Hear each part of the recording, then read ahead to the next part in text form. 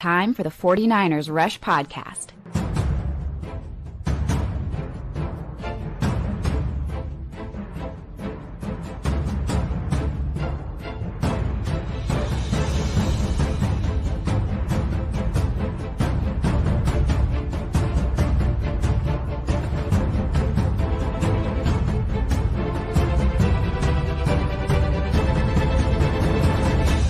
And here's your host, John Chapman. What is going on, faithful? It's great to be with you guys today. It's the start of a new week. I know Sundays are the start of the new week, but for football people, usually it's Monday.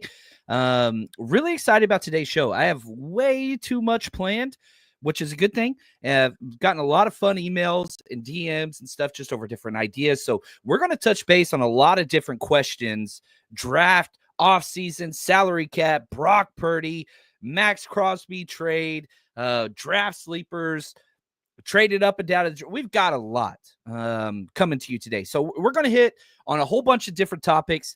But as always, this is your show. So if you are with us live, you got questions, comments, please direct those in the chat. We'll try to get to as many as we can. This is episode 1315 of the 49ers Rush Podcast, and it's going to be fun. So I wanted to start out, what is more fun than talking salary cap? Come on, where my nerds at? My cap nerds. That's what we're going to be starting talking about. Over the cap, one of their contributors, Nick Corti, I don't know how to pronounce that correct, but I think he does about as good work as anybody out there whenever it comes to compensation picks, salary cap. I just think he's really good at what he does. Also, who's really good at what they do, Paul Hope, my man. Really hope we get to hang out this year. He says, "What's up, JC? Always great to see you. You are the best." Yatsik, my man. Yeah, he says, "London." I'm hoping we get that London game too, man. I really, really am. So we even got Denmark in the house. What's up, man? What is up? I freaking love it. This is awesome. So let's talk about the salary cap. Now, Nick Court from Over the Cap put out a chart that I thought was just, I spent way too much time looking at it. I get lost in charts, man. It might be like one of my favorite things out there.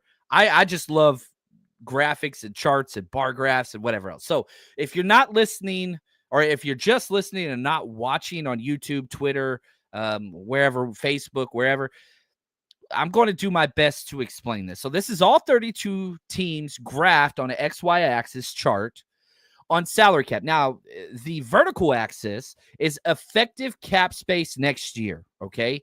You've got about half the teams above it, which the 49ers are, given the 49ers aren't one of the top teams. The Patriots have the most cap space next year, followed by the Raiders, followed by the Commanders, followed by the Cardinals. Then you've got Bears, Chargers, Vikings, and then the 49ers are in that next group of most cap space. And the 49ers have achieved this despite having one of the most expensive rosters, because every single year they roll forward all of their excess cap.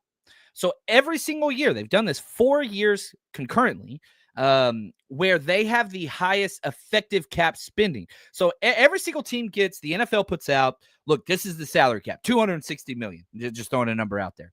Well, the 49ers get to spend more than $260 million because they roll forward cap space from left over from the previous year. So, for example, the 49ers are rolling forward almost $50 million cap space into the 2025 season. So, again, next year, the 49ers will be able to spend $50 million more. They're rolling forward the most in the NFL over other teams. So we're allowed to have a more expensive team because they just bank that salary cap and roll it forward over and over and over again.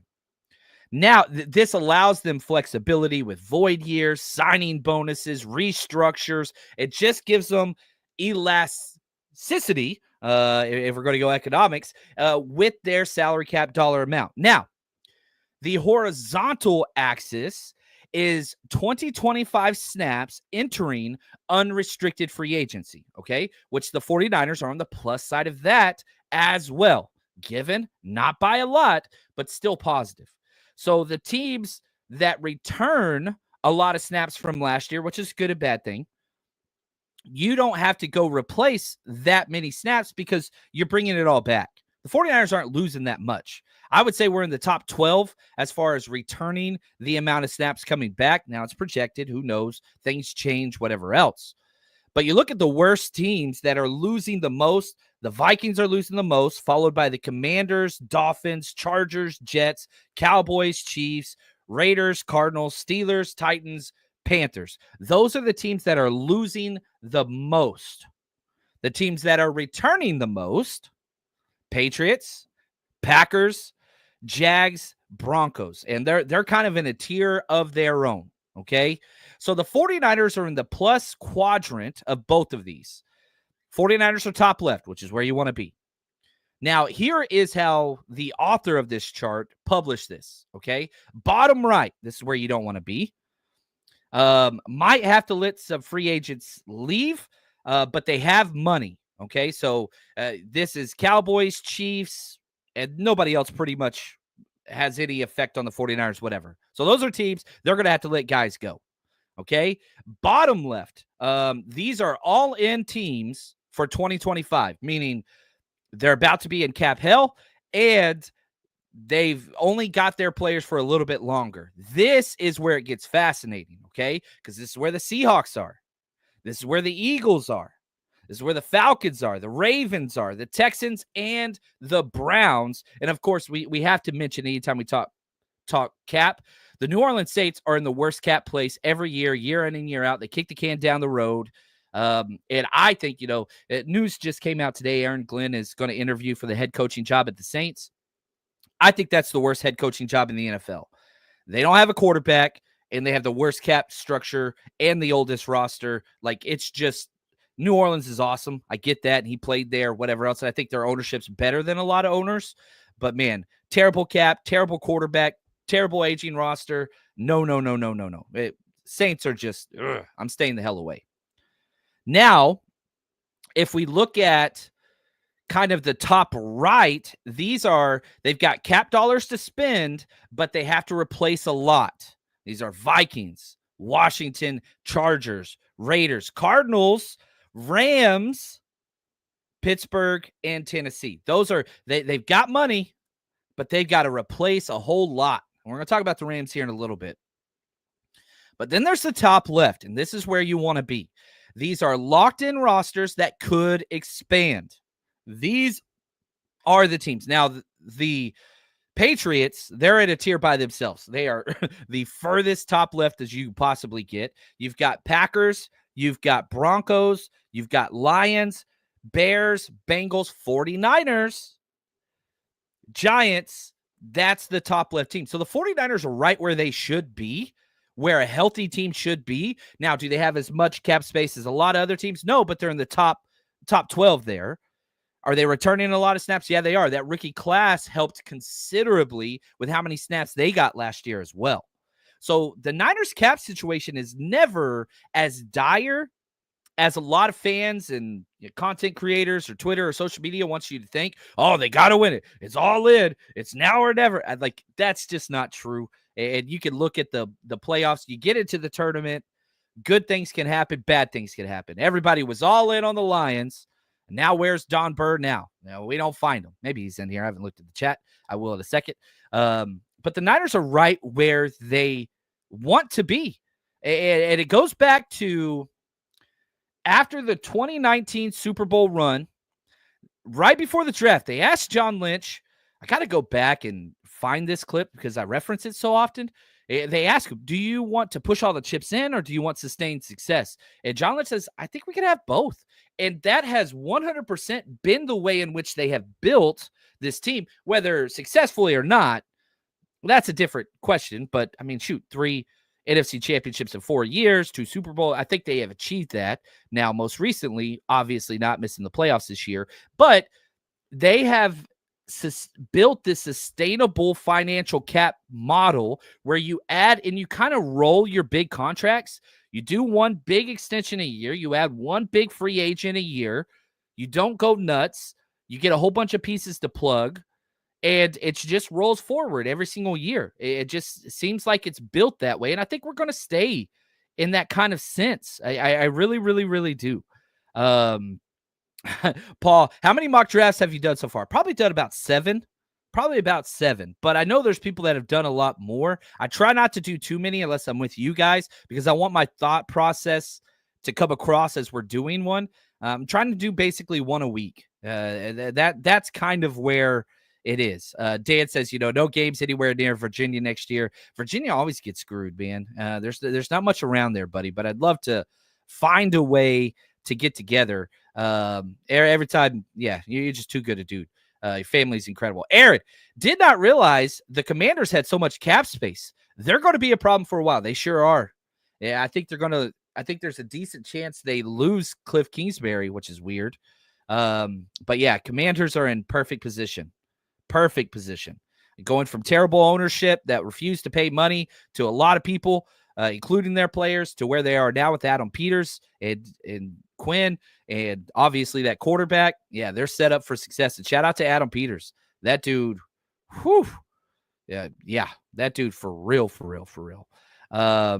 Anyway, let's keep going right here. Salary cap be raised so the Chiefs don't have to let anyone go. Now, I like that comment, Paul, because here's the issue. Let's look at this with Brock Purdy now.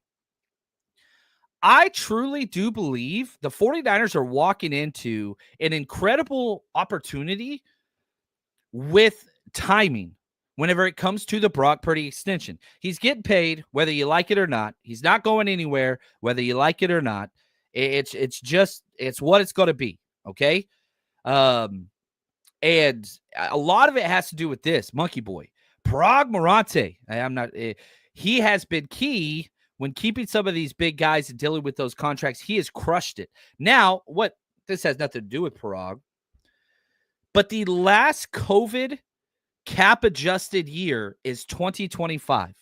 So whenever the salary cap happened, it's based off of revenue that the NFL brings in. Obviously, COVID, whenever they couldn't have players, people in the stands and selling tickets, it completely hurt them. And so whenever that happened, instead of taking one just giant take your medicine year with like a $60 million salary cap, they said, look, we're going to, for 5 consecutive years, we're going to adjust the salary cap hit off of those years, 2021, 22, 23, 24, and 25, to repay that COVID year. But that ends in 2025. 2026, the salary cap is going kaboom. It's going to explode. And as much as fans hate international games and Peacock getting whatever and Netflix and the buffering and all that stuff, that contributes to the salary cap. The more revenue that's brought into the NFL, 51% goes to the owner, 49% goes to the salary cap and the players. That extends that cap, and it's going to come at a perfect time because Brock Purdy's getting paid.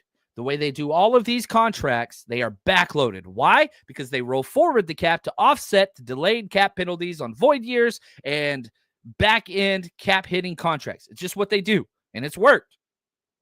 Continues to work.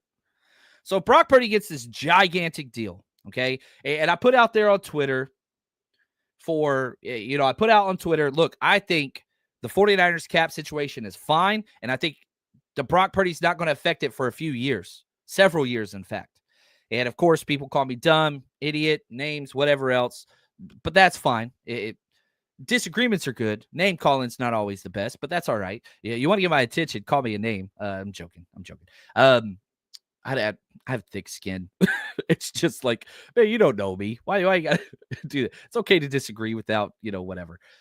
But anyway, if we just look at Jalen Hurts' deal, which I think, because he wasn't a first-round pick, I think he's closest to the Brock Purdy extension kind of blueprint layout. The last year in the 4-year rookie deal of Jalen Hurts, when he got his extension, he went from a $2 million cap hit on the rookie deal year 4 to a $6 million cap hit when they extended him. That's it. Brock Purdy is going from a $1 million cap hit to, I think, probably about an $8 million, $7 to $9 million cap hit. So when the Brock Purdy deal gets done, I don't think it's going to make a drastic effect on the 2025 cap. I really don't. Going from $1 million to $6 million, not that big of a deal. You've kind of already accounted for that in the releasing of Armstead and the salary cap hit to Kyle Juszczyk. They've already factored that in. Already have. Now, restructures, whatever else, you're probably Javon Hargrave, that move, that kind of, like, does it change the way that you operate in 2025? Now, year 2, how did Jalen Hurts' contract shape out? Only had a $13 million hit, cap hit. That's it, $13 million. Now, I think Brock's will be more. So I think that's going to be about $17, $18, $19 million cap hit year 2. Still not enough to drastically affect that. And that's 20. And that's that huge COVID year that gets lifted. So when the balloon payment comes in year 3 or whatever else, and again, back to Jalen Hurts, guess what his third year cap hit is? $21 million. Not something that's going to break the bank or whatever else. If you add the years and the restructures in, it's 100% manageable. And I think the Jalen Hurts deal is definitely the blueprint I want. I prefer Mahomes, that 10-year whatever. Like, I'd be cool with that. Will they do that? I doubt it. But the way they build it in, but I can guarantee you those cap hits year 1 and year 2 are not going to be major. And whenever the cap explodes after the COVID adjusted cap ends this year, 2025, it's going to negate a lot of that big deal talk.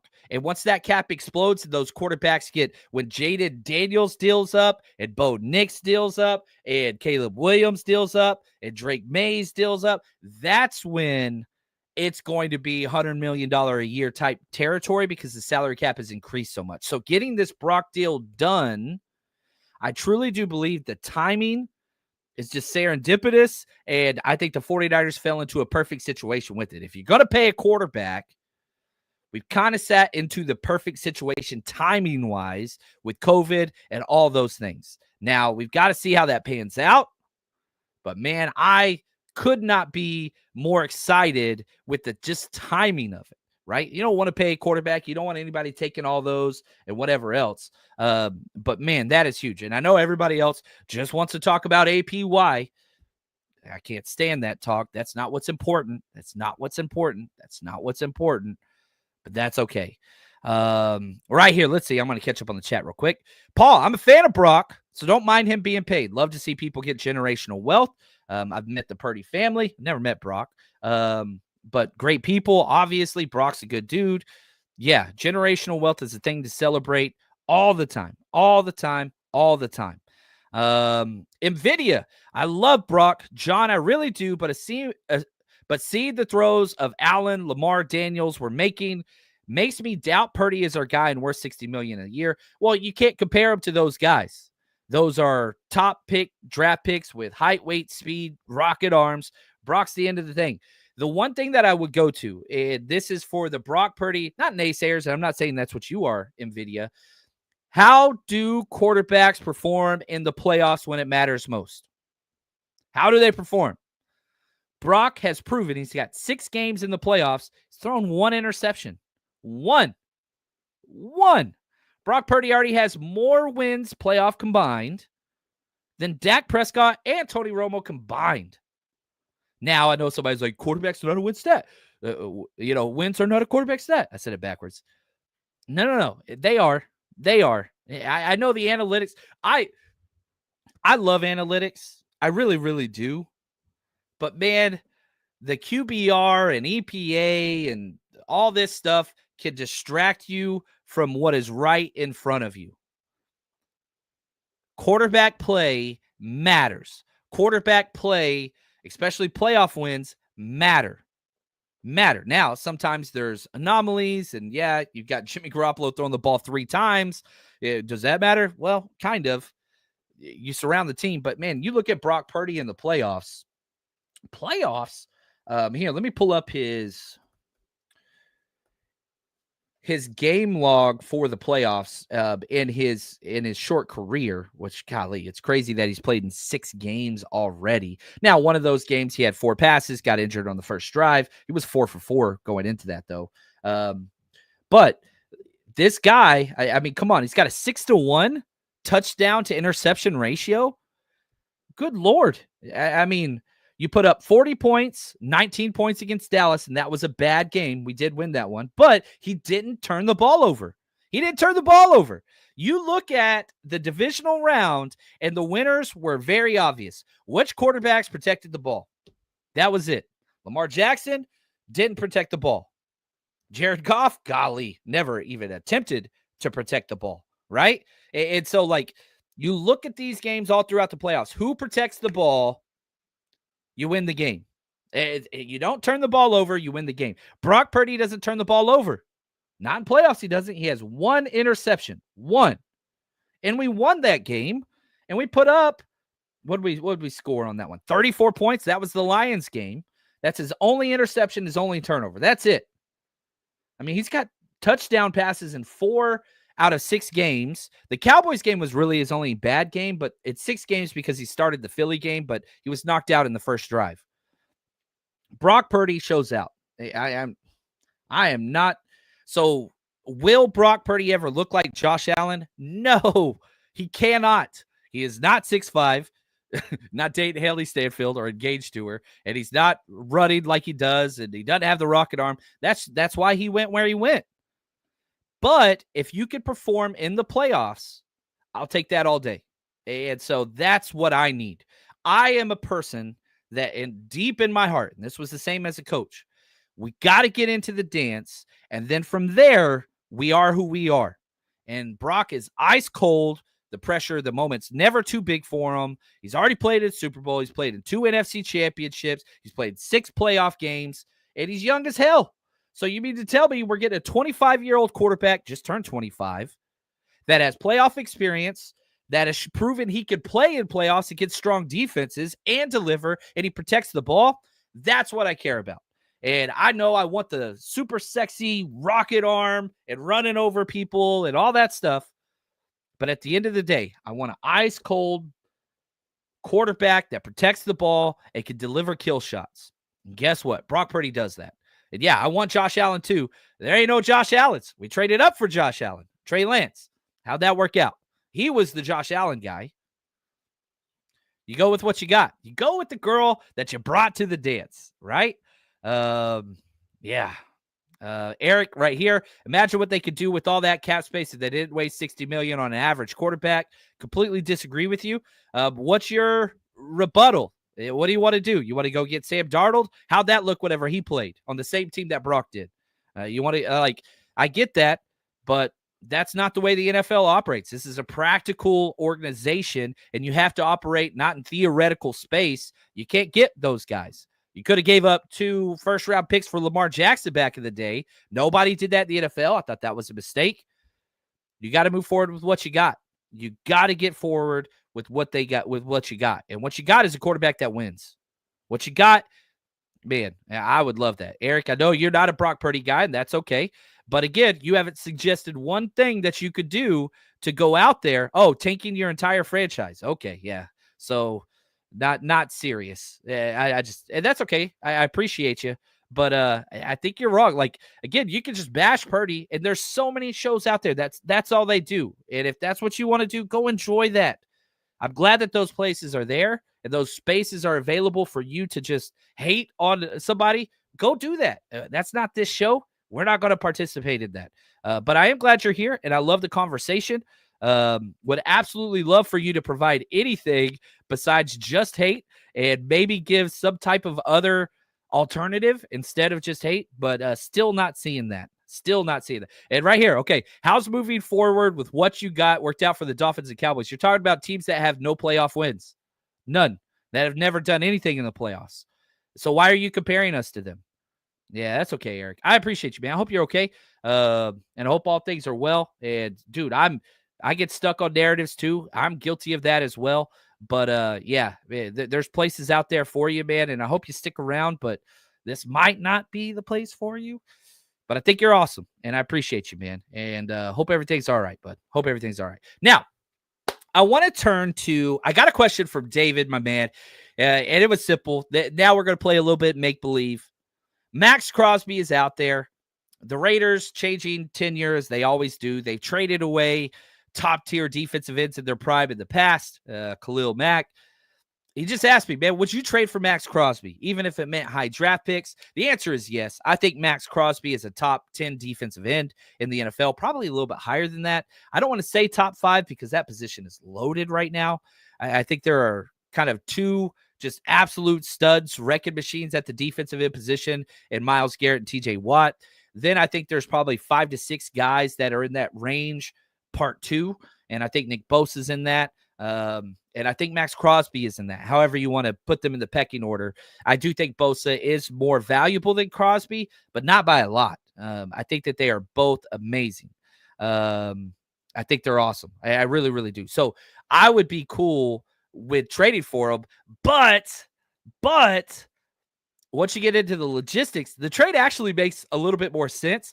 Spotrac put out his cap hits for a team that trades for Max Crosby. In 2024, 16 million guaranteed. Then 2025, 23 million, but none of it's guaranteed. 2026, 19 million, but none of it's guaranteed. So if you trade for him, you're not paying a lot. You'd have to redo the deal. But if you trade for Max Crosby, you're locking him up for 4 to 5 years. Can you add another major top-tier contract that's paying close to $30 million a year? I don't know. The draft picks, I'm not trading a first-round pick.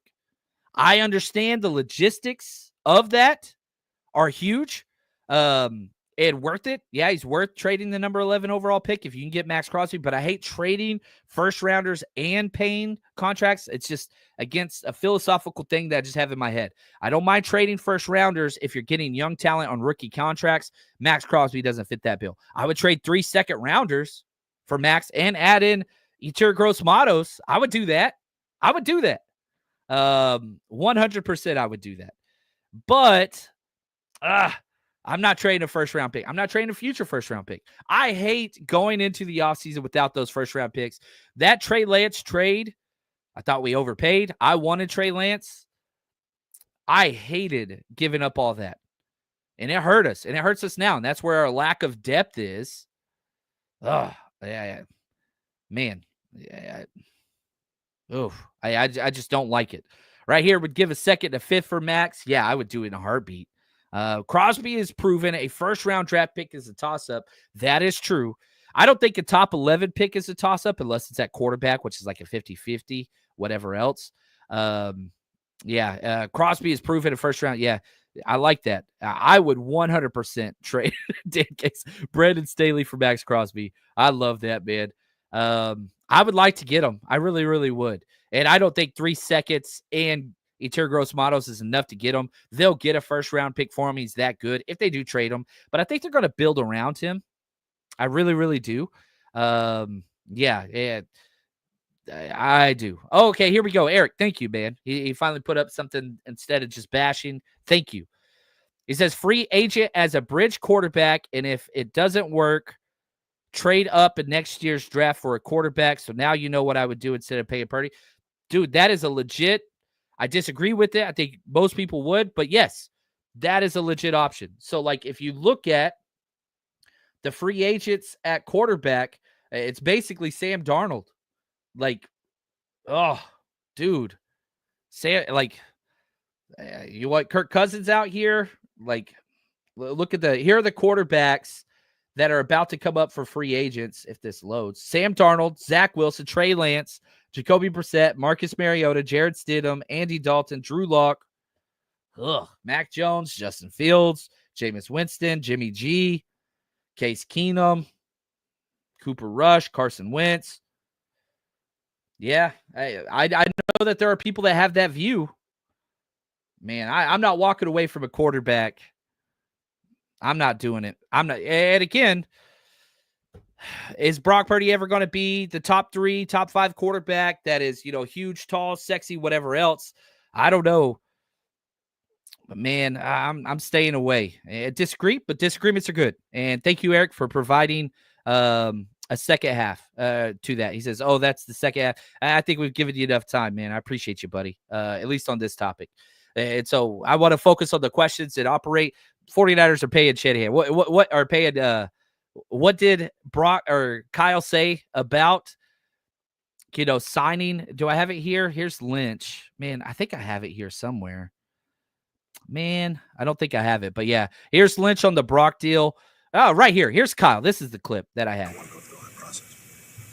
Yeah, definitely. It's important to have our whole team back for OTAs. And it's actually, last year, it was like 8 weeks after our last game that our guys needed to be back for voluntary work and stuff, which I think is real important. And the year before that, it was like 9 or 10 weeks. So these last two, and then when we all got back, it was like you could tell we all were back, but we wish we had a little bit more time.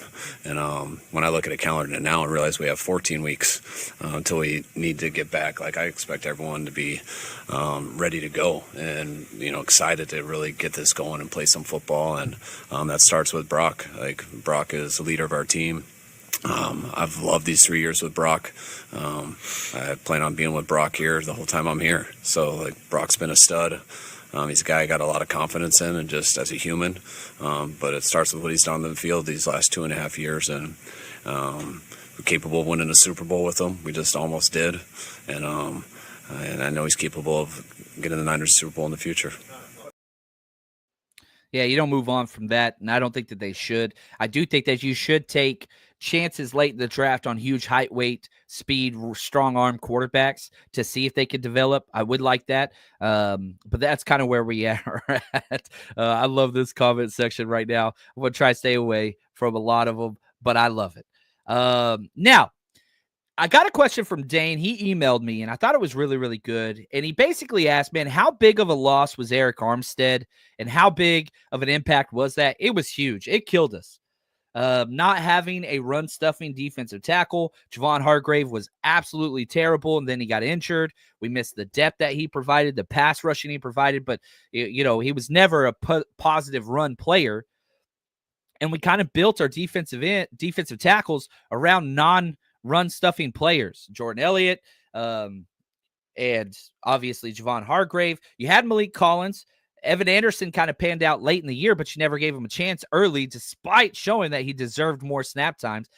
Kevin Givens was injured. Yeah, you lost 3 defensive tackles, and Eric Armstead not being there was huge. Now, Armstead was cut not because of his play, because of his injuries. And this is a critique that falls on the 49ers coaching staff, because the 49ers will run their players into the ground and ask them to take way too many snaps. So, for example, Eric Armstead has not been healthy for us for the past few years. He hasn't. He's averaging with us, the last year Eric Armstead was with us, 55 snaps a game. Well, we cut him. He gets paid elsewhere. Happy that he got paid with the Jags. Guess how many games Eric Armstead played this year? All 17. He didn't miss one game. Why? Because of snap rates. He was 33 snaps a game. We had him at 55. 20 less snaps a game, and he was effective. That's what you got to do. And you look at the 49ers defense this year, guess what? You got Leonard Floyd out there, and it took 10 weeks of him being awful and unproductive and getting 50-plus snaps a game before you started to cut his snaps. Week 11, or at game 11, I think the bye week might mess this part of it up, but whatever. He finally dropped him down to below 40 snaps a game after week 10, and guess what? 6 of his 8.5 snaps all came after that. Like, we want these Ironmen that just play nonstop, but football has a 100% injury rate, and we're asking 32-year-olds to play every damn down and distance on offense, defense. Christian McCaffrey, it doesn't matter. Like, you got to play all the time. A lot of that's lack of depth. You can talk about the Trey Lance trade. You can talk about misses in the draft, whatever else. But you've got to learn, and again, this is why I go back to, I've said injuries are not the reason the 49ers are not in the playoffs. It's lack of, player basically diagnosing who can play and how they can play. That's the issue. It's coaching decisions are the reason why. And the fact that it took you 10 weeks to figure out, man, we can't just let Leonard Floyd play all the time. Meanwhile, Sam Okwanu's just sitting there on the sideline, even though he's a better all-around player. He's not a good pass rusher, but against the run and always doing his job and stopping rolling out quarterbacks and staying in his gap, it's just more consistent. Same thing with Jordan Elliott. Same thing. I mean, it's just all up and down this roster. So Yeah, we miss Armstead, but I wish we didn't have to run everybody into the ground all the time. That's what's a killer right here. Yeah, Brindle gets way too many snaps. I agree. I agree with you there. Yeah, I think that's huge. So now, before we jump in, we're gonna give you guys a little peek behind the curtain right here. I'm pretty excited about this. The 49ers rush team is unbelievable. And so I want to just give you guys a quick kind of preview on some stuff that we're working on that's going to help you with draft coverage and kind of draft players and all the stuff that's out there. But before we do, if you're betting on any of the AFC or NFC Championship or Super Bowl, you know where you got to go. It's win or go home for the NFL playoffs. And all roads lead to New Orleans. But here's the thing. Your chance to get in on every high-stakes moment along the way starts with MyBookie.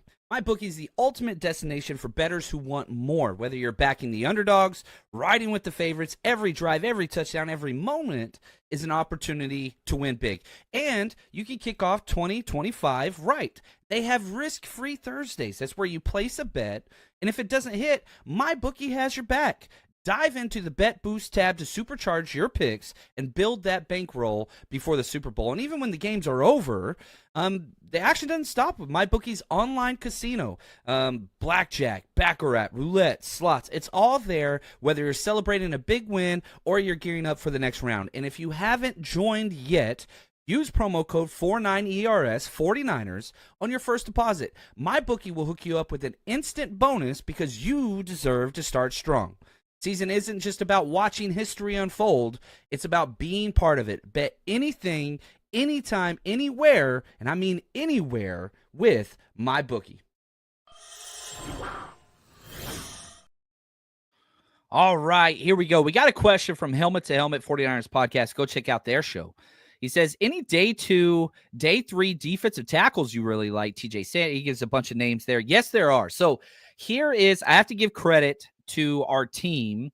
We are developing, like we do our draft profiles, which is like 120 plus pages of 300 draft prospects and, their backgrounds, stats, all those things. But what we're doing this year, which I'm pretty excited about, have to give credit to my man NY Niners and also my man Jonathan H. They are both helping with these, which are awesome. And so these are all included to anybody that's a Patreon supporter or part of the 49ersrush.com. And so these are, Excel, different documents that you can sort and try to find, what it is you're looking for. So you want to talk defensive tackles? Well, we're building this out for every single position with all of the analytics built in: PFF, snap rate, snap shares, pressures, quarterback hits, you name it, for each position. So like you go to the defensive line little tab, you can see all of the draft eligible players, put it here. Let's say we want a 3 technique. You could sort this by the amount of snaps percentage that a player took in college in the B gap at that 3 tech spot. So for example, you sort that. You've got Ty Hamilton. He had an 89% 3 tech spot, whatever else. Ty Hamilton, Darius Alexander, all these guys. But then you want to cross-reference that with, okay, we want somebody that is a solid run defender in the 3 technique spot, because that's where we're lacking right now, okay? So you filter it by B gap, and then you go over here and you cross-reference that with the run defense grades in PFF. You could do this with solo run stops. You could do this with whatever you want. Solo stop rate, whatever. Man, right off the bat, some of these guys jump off just the chart without even looking at the tape. Darius Alexander out of Toledo. He's got a 90 defensive run stop grade. That is off the charts.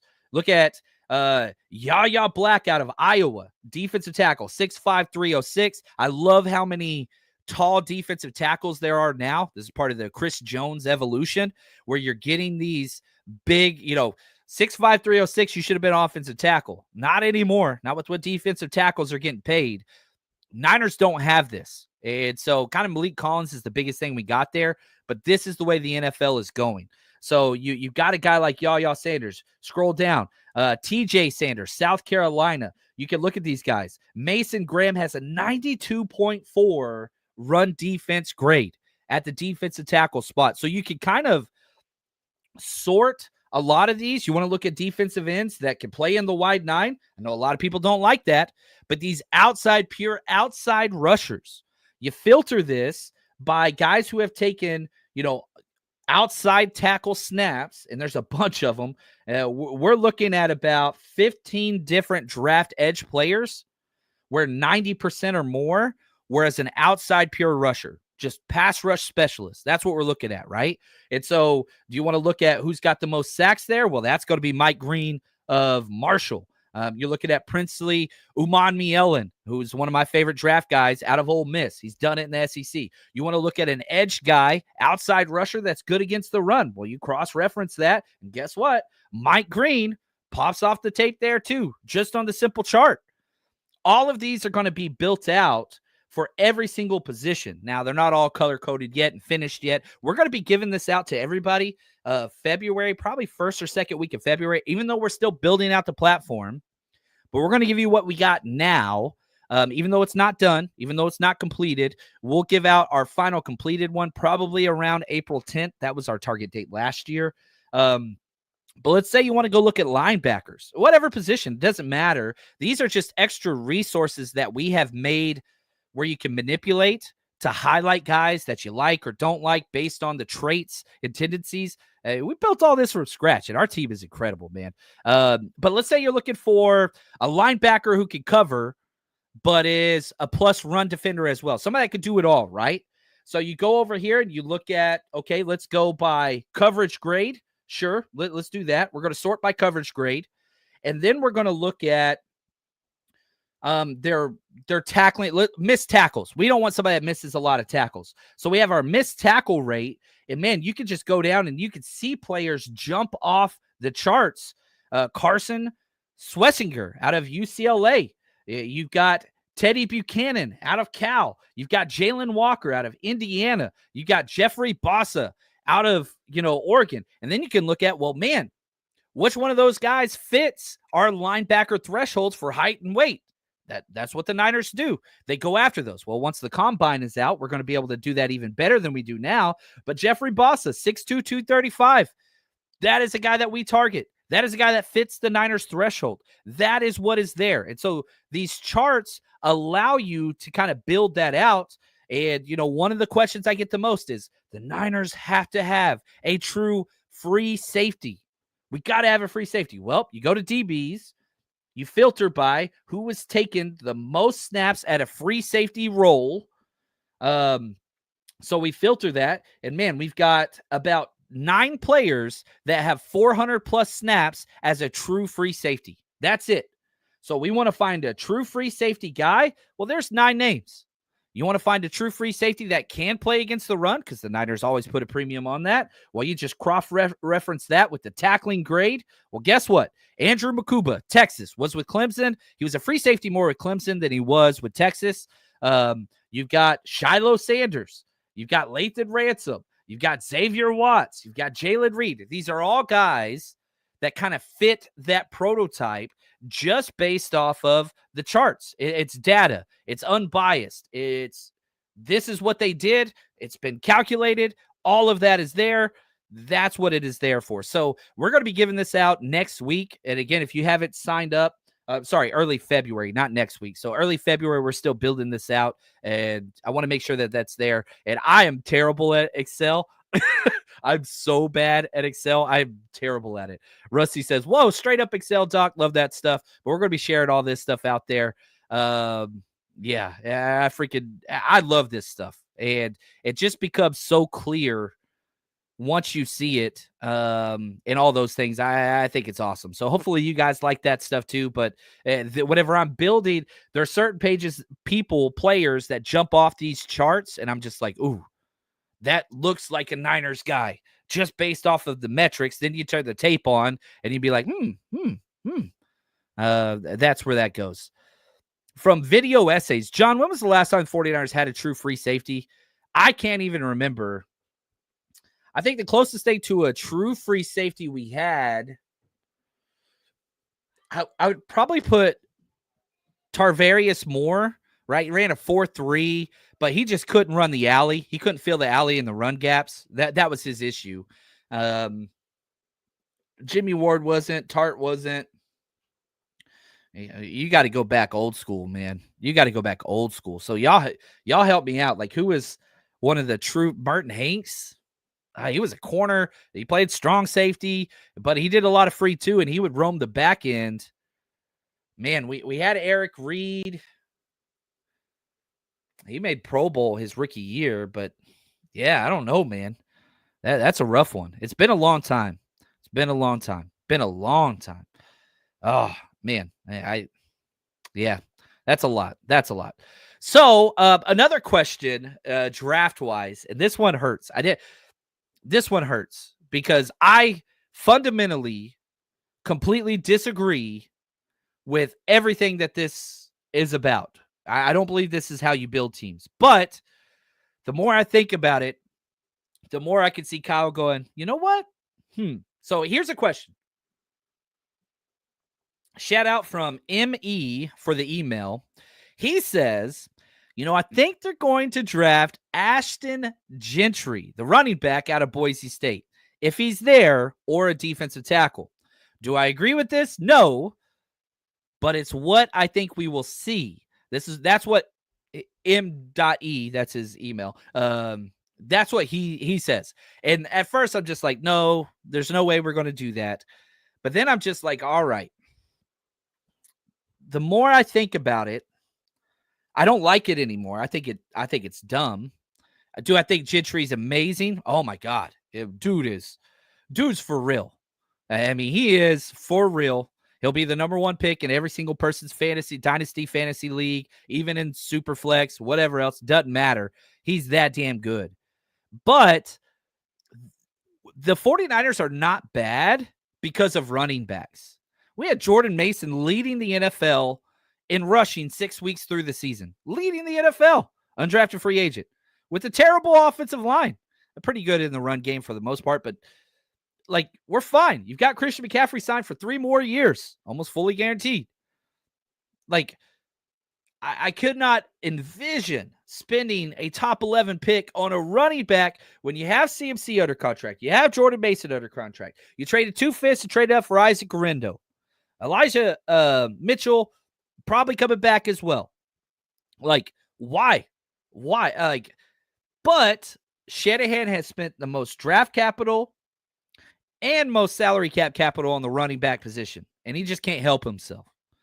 He spent more than any other team in the NFL. Salary cap picks, whenever you consider the trade for Christian McCaffrey, salary cap capital, the Christian McCaffrey, juice, whatever, and plus all of the draft capital, Joe Williams, Ty Davis-Price, Trey Sermon, Isaac Guerrero.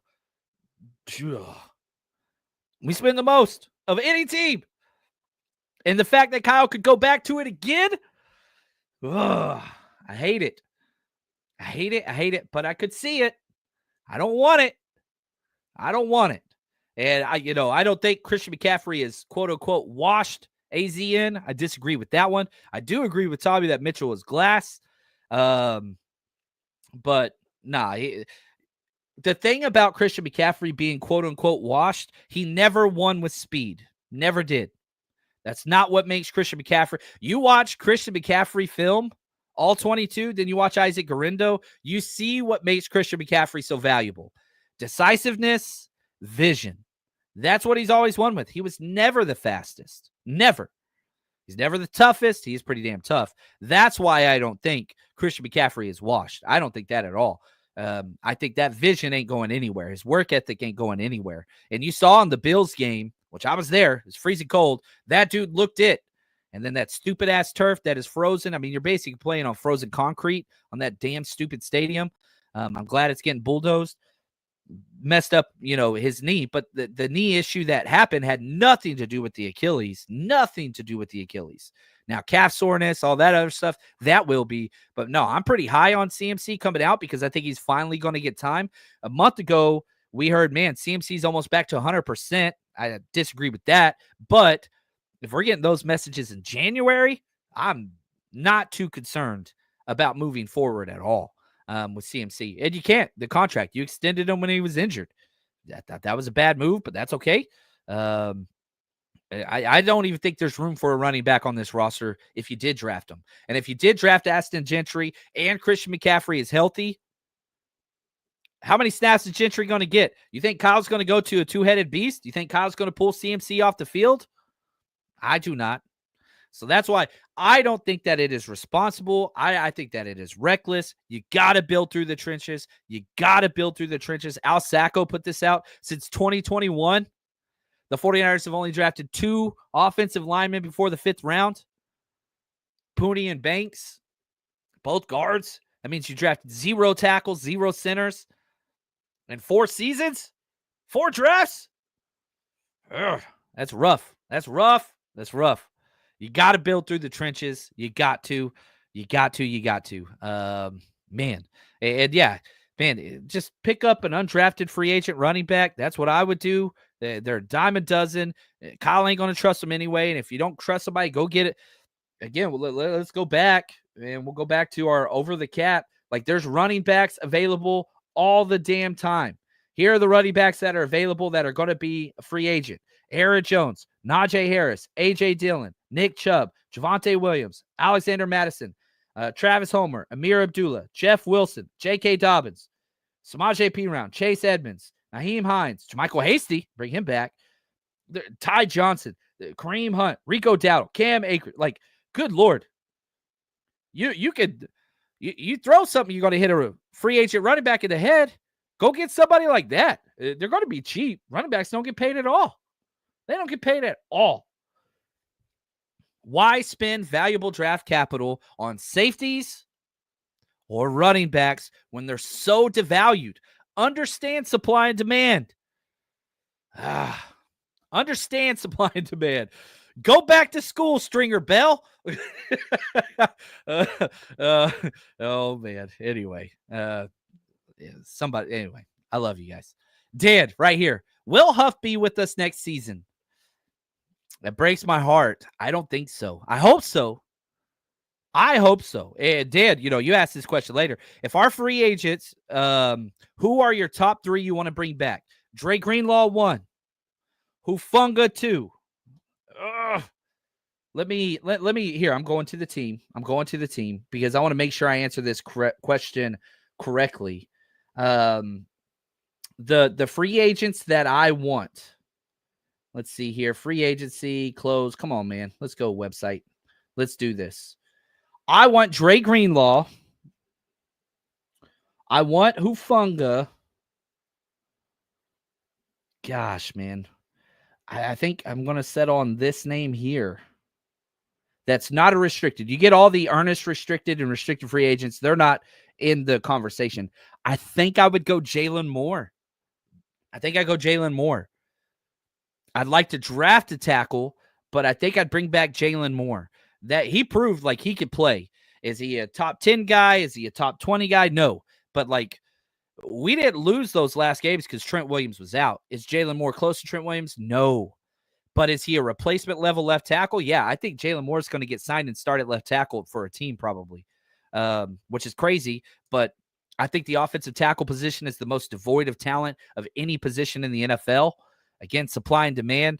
Like, I would bring back Jalen Moore. So I bring back Greenlaw number 1, huge gap. Hufanga number 2, huge gap. And I don't want any of the other people really back at all. Isaac Yiadom I like as a special teams player. It has like that 4th, 5th corner. I don't want Yiadom as a corner, but that dude was special team stud. Those are the 3 I would bring back. And right here, man, we'll stick with Dan. John, if Drake Greenlaw gets paid somewhere else, do we ride with winners or find a cheaper Greenlaw? Yeah, I think you ride with winners, but you need help. You need some type of veteran presence in there. Oh, man. Yeah. That's a lot. Watch Huff go to the Lambs. That would piss me off. Obviously, he played at USC, so it makes sense. I get that. Greenlaw's a must. Let's see here. If Hufanga leaves, it goes to the Rams or Cowboys, I'll be pissed. Moore is a good keep. I like that. Greenlaw, Mason, Barch. Ben Barch, I would like back. Is he on here? Why am I not? Yeah, Ben Barch. He is unrestricted free agent. So, yeah, I think that'd be my number 4. If you're going to trust him to be a guard, But see, here's the thing. I like Ben Barch. Do I think Ben Barch is better than, Nick Sikel and Spencer Burford? I think he is. Not dramatically. Do I think Ben Barch is better than Aaron Banks? I do, dramatically. So, I think we have two left guards I'm fine with. Not great, but the fact that we have those two options, who's our option if Trent Williams can't go? Nobody. That's why I'd go Jalen Moore over that, but Ben Barch makes a lot of sense. Moore better than McKivitz, not on the right side. We've tried playing Jalen Moore over there. He was terrible. He's a left side player only. And, yeah, he does get hurt a lot. That's true. That is true. Everybody gets hurt with us. Yeah, we need to flat out get rid and replace Brindle. His contract's pretty easy, but he ain't going nowhere. I do wish we would get some more center competition for sure. That's just what it is. So, yeah, that's where we're at. Now, I knew I had too much more, but I think this next segment I could build into almost half of a show. So I'm going to kind of save this. Shout out to my man, James S. I'm going to roll this forward to the next show. He does a whole bit, and I guess it's a teaser. I'm not good at that stuff, but here we go. A little teaser for the next show. We're going to talk a little bit about what trading back in the first would look like and why that could be advantageous. Now, the pushback against that is I could already see Kyle Shanahan and John Lynch say, well, we wanted to get a difference maker, and we don't pick this high often, and so we felt like it was important, and so that makes sense to me. I don't think trading back is an option, but if Mason Graham is gone, if the tackle of your offensive tackle of your choice is gone, if you're not really high on another defensive tackle, trading back could be so advantageous in this draft. And we're going to flesh that out through mock drafts and, just different trade scenarios and all that stuff and what that'll look like. So we've got that to look forward to. I'm excited about that. But you guys are the best. Hopefully you guys enjoyed this show. I know I sure did. And we just kind of keep moving forward. But I walk away from, after looking at the cap, looking at the roster, looking at free agents and the draft and all these different things, future's bright for the 49ers. I think they're in a very solid position to move forward. Does that mean they're guaranteed Super Bowl? Does that mean they're going to be favored in every game? No. But with the Brock contract, salary cap, all those things, there's a lot of positives. There's negatives out there, and we can focus on those. But, man, right now looking at this, I got a lot more hope for 2026 and 2025 moving forward. I think the Niners are built for sustained success, even with the Brock Purdy extension. Hopefully we're able to prove some of that. I know not everybody's going to agree, and that's okay. That's okay. But until next time, just want to say thank you. And as always, stay strong, faithful.